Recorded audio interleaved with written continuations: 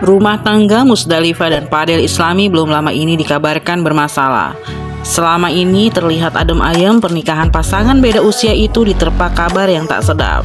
Meskipun demikian, saat ini Musdalifah dan Padel sudah berbaikan kembali. Hanya saja dibeberkan oleh Musdalifah jika sikap Fadel berubah semenjak pertengkaran mereka terjadi.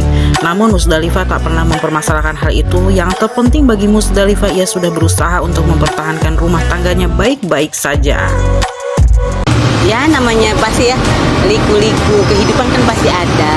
Yang penting kita selalu banyak sabar, banyak legowo. Mungkin beda pendapat aja.